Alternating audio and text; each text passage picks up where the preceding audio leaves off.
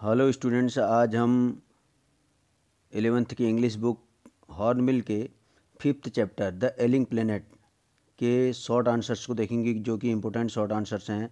देखिए, सबसे पहले वाला क्वेश्चन लिखा हुआ, answer the following question is not more than 30 words each. मैं इस समय जो है आपको मोस्ट इम्पोर्टेंट क्वेश्चन आंसर बता रहा हूँ, जो कि मास्टरमाइंड से हैं। तो देखिए, 5 क्वेश्चन इसमें दिए गए हैं जो 2 मार्क्स का है। तो पहला क्वेश्चन है, what does the author mean by a mechanical view of the world. What does the author mean by a mechanical view of the world, यानी कि दुनिया को मैकेनिकल यानी मशीनीकरण होने से लेखक का क्या अर्थ है, दुनिया का मशीनीकरण दृष्टिकोण से क्या मतलब है लेखक का। तो देखिए, the mechanical view of the world means looking at the world as though it were a machine.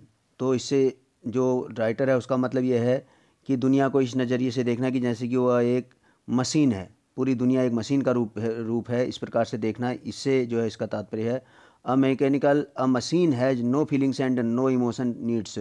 जिस प्रकार से मशीन में कोई फीलिंग्स नहीं होती है, कोई भावनात्मक आवश्यकताएं नहीं होती हैं, उसी प्रकार से मनुष्य को उसी नज़रिए से देखने से उसका मतलब है मैकेनिकल व्यू से। नेक्स्ट क्वेश्चन है, देखिए, what does the notice the world's most dangerous animal at the cage in the zoo at Lusaka, Zambia signify।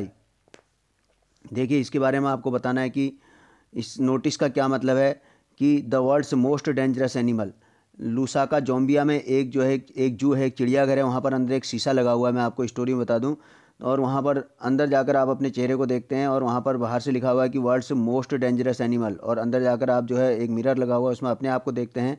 तो इसका मतलब है कि इसका क्या मतलब है इस नोटिस का, क्योंकि वहाँ पर अपनी ही सूरत दिखाई देती है मनुष्य को जाने के बाद, तो मनुष्य ही सबसे जो है डेंजरस एनिमल है। इसके बारे में क्या बताया गया, देखिए, the notice means that no animal has done so much harm to the earth as man has done.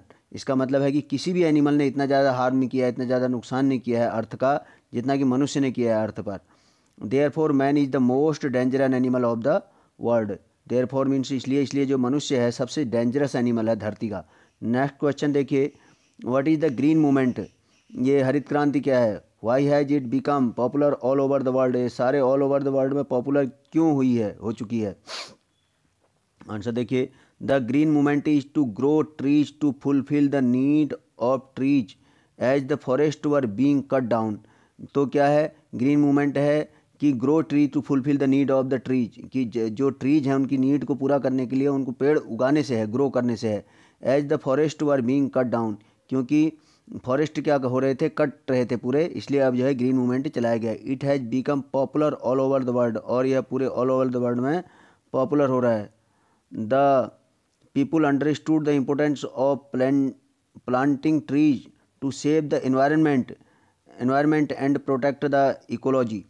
तो जो है मनुष्य इसका इम्पोर्टेंट समझ चुके हैं, और it has become popular all over the world, सारे दुनिया में फेमस हो चुका है। The people understood the importance of planting trees, लोग जो है ट्री प्लांट करने का जो इम्पोर्टेंस समझ चुके हैं। टू सेव द एनवायरनमेंट को बचाने के लिए, एंड प्रोटेक्ट द इकोलॉजी, और इकोलॉजी यानी कि अपने जो पारिस्थितिकी तंत्र है उसको बचाने के लिए ये इसकी इंपॉर्टेंस को समझ चुके हैं प्लांटिंग ट्रीज के लिए। नेक्स्ट क्वेश्चन देखिए, what makes the author unhappy about the laws of India, India के जो नियम कानून है उसके बारे में लेखक को क्या बात जो है अनहैप्पी करती है, नाखुश करती है। देखिए, the author is unhappy about the laws of India, लेखक जो है ऑथर जो है अनहैप्पी है लॉज ऑफ इंडिया के बारे में, जो रूल्स हैं इंडिया के, because he the laws are neither respected nor enforced here, क्योंकि यहाँ पर ना ही नीदर माने ना ही यहाँ पर लॉज का सम्मान होता है, रिस्पेक्ट की जाती है, ना ही उनको किसी पर लागू किया जाता है। इन्फोर्स्ड मीन्स ज़बरदस्ती लागू करना। नेक्स्ट क्वेश्चन देखिए, what are Margaret Thatcher's felicitous words. Margaret Thatcher का फेलिसिटस वर्ड्स कौन सा है।